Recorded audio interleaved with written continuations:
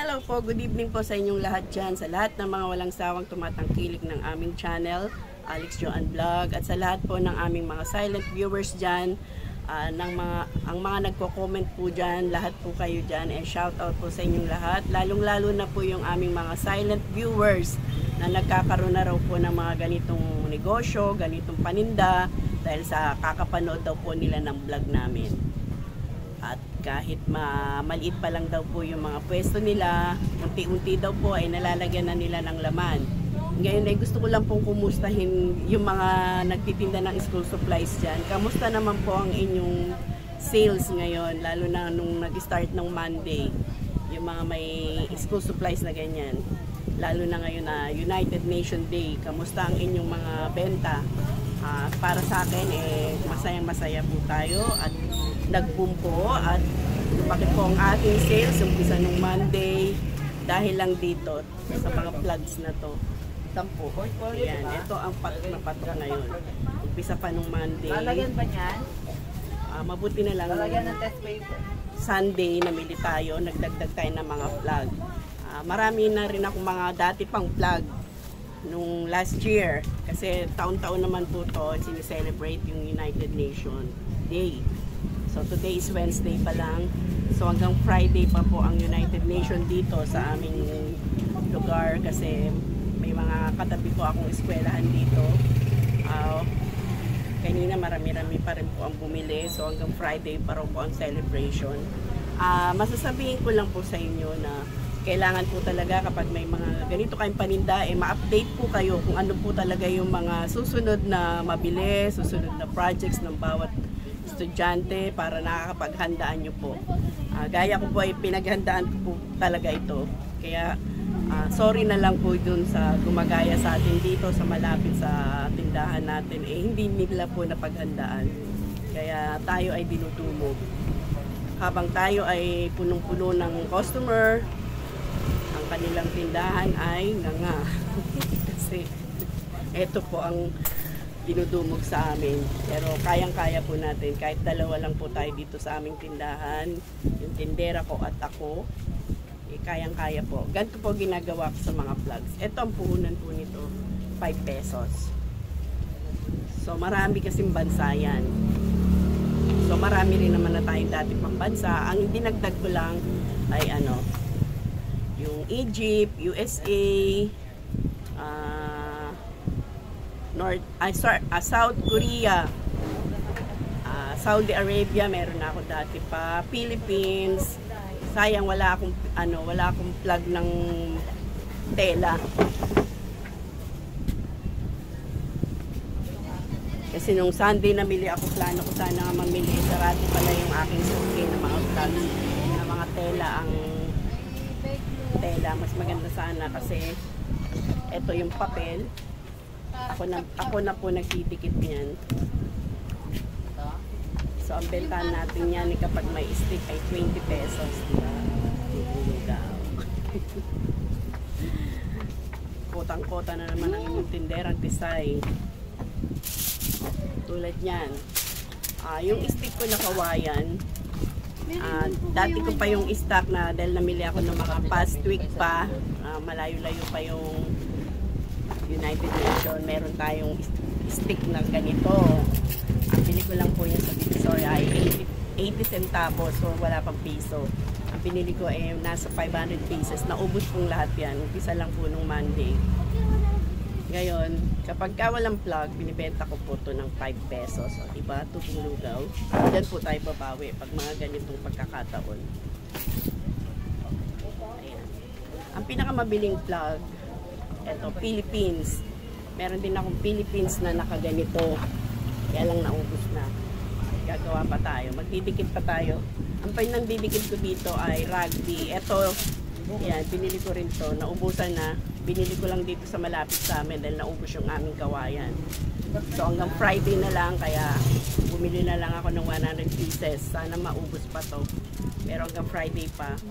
Ang bili ko naman nito ay 220 dito sa pero sa Divisoria nasa lang to. Mga 130, mga ganun lang. Tapos ayan, meron tayong rugby.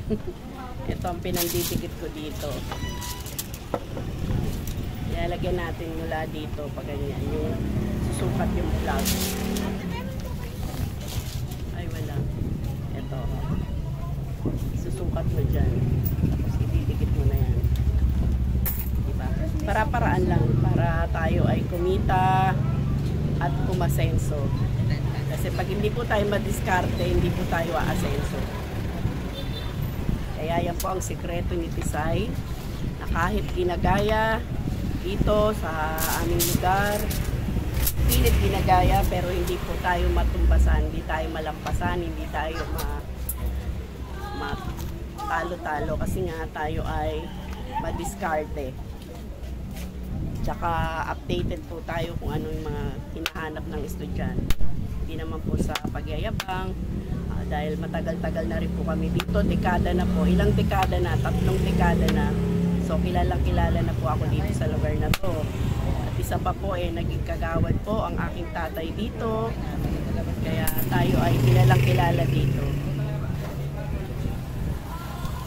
At pioneer na tayo dito.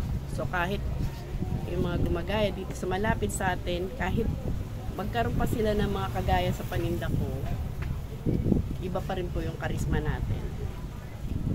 Dito pa rin po sila pumupunta. Kaya mas maganda po sana kung hindi na lang nila gagayahin yung ating paninda. Mag-iba na lang sila ng paninda para sigurado pa silang kikita. Kasi kung napakalaki ng upa mo, tapos hindi mo naman nare-reach yung quota na dapat mong ibibenta, may mga tauhan ka pang sasahuran, tauhan ng papakainin, gagamit ka pa ng tubig, ilaw, ay baka hindi nyo po kayanin ng upa. Lalo na po dito, ang mamahal na ng mga upahan dito. Nagre-range na po siya ng 20 pataas. Dito sa akin, nasa 15 na po ang upa ko dito. Pero kayang-kaya naman po natin. Kasi nga tayo ay parating dinudumog dito. May pasok o wala, tuloy-tuloy po ang ating customer. O ayan, dito muna tayo sa plug. Ano-ano na po ang sinabi ko. So, yung mga may tindahan dito ng school supplies, kamusta po ang inyong benta ngayon? Kapag handa ba kayo ng mga flag?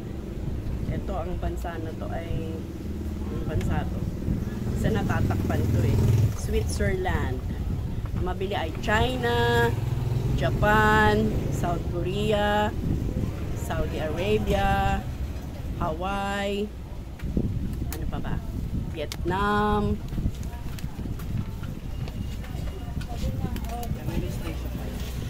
Meron anong size? Egypt, 25. England. May England pa pala tayo may naghanap kanina. England, Iran, Spain. Ito, mabili rin ng Spain. Anong size? USA. Kuya, may bibili. Kuya. Oh, USA, 25.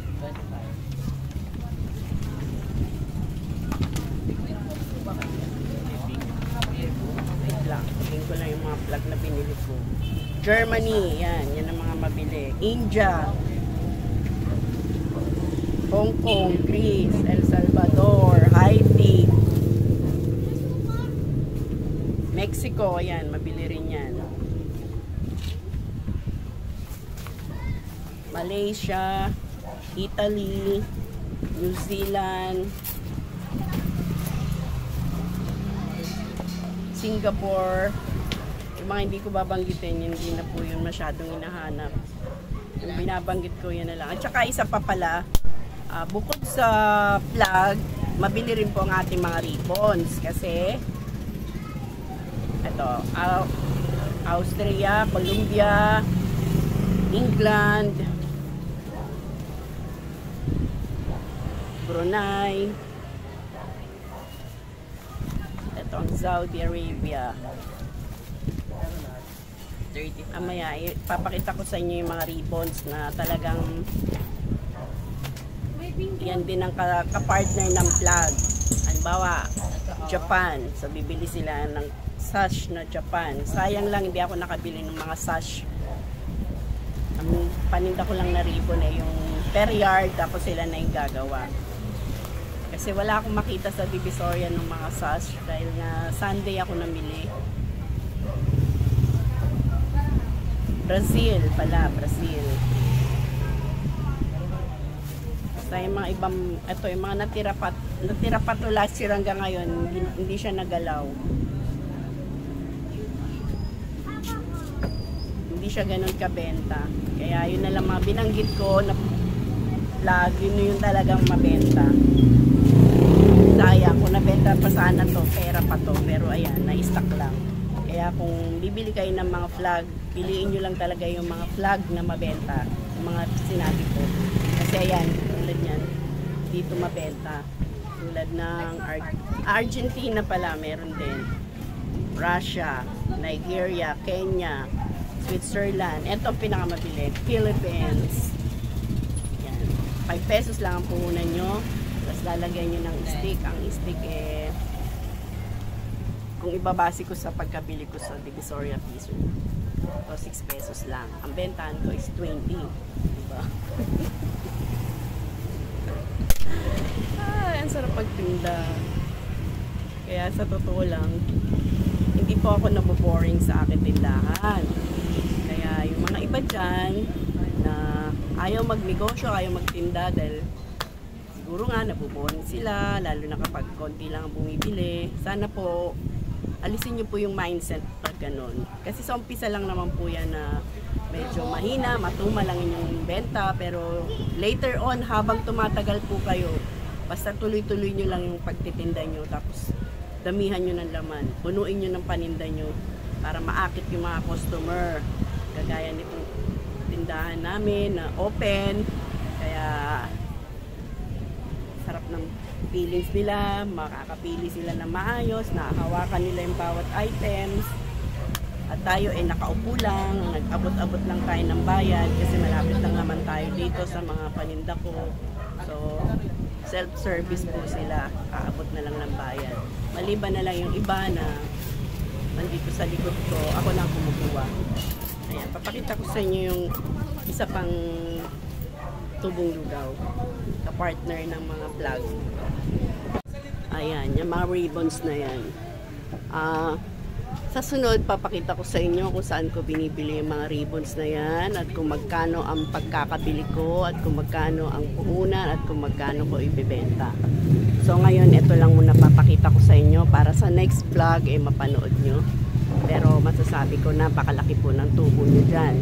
Bibigyan ko lang muna kayo ng isang halimbawa. Tulad nito, ang size nito is 1.5 inch. Binibenta ko po ito ng 15 pesos per yard. So 50 yards siya tayong ganito kasi walang nakasulat. Mga 50 yards sabi nila. So sa 15 pesos, sa 50 yards, so magkano yan? 750. Ang punan mo lang is 140. Lalo na to. Ito yung mga malalapad na to. Ito yung mga mabibili. Kasi nga gagawin nilang sash. Ito, bilhin. Kano ba bili mo nito kanina? Hindi. Mga ano lang din to, 100 plus. So 15 pesos. At 15 pesos din yan. Kasi ano lang siya, plastic. Hindi siya tela. Ito kasing isa tela. Ito plastic. Kaya 15 pesos lang din yan. Tela pala. Diba yan? Plastic kasi. Tela pala to. So 20 pesos to. Mas malapad. Ayan lang po masabi ko. Sunod ko na po ibablog yung mga ribbons na yan. Ganyan po namin inayos yan. Iba-ibang size.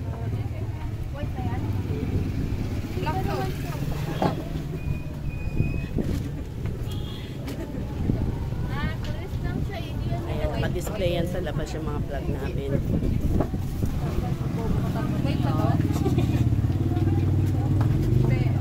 Ganyan yan. So, ang plastic mo nga.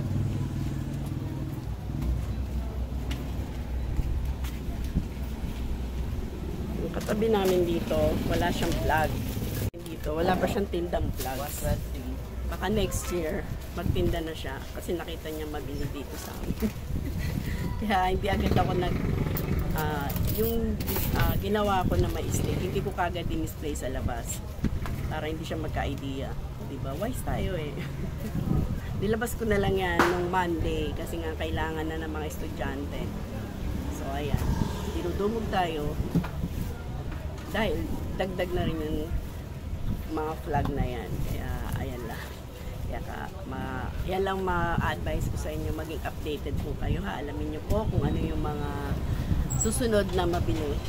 Kung meron kayong contact na teacher, kasi minsan ako may mga nagpapaserox dito, mga teacher, estudyante, tinatanong ko sila, ma'am, ano po yung susunod nyo pong ipapa-project? O diba, wise tayo eh. Ayan lang po. Sana may natutunan naman po kayo sa aking vlog, sa aking video, sa aking content.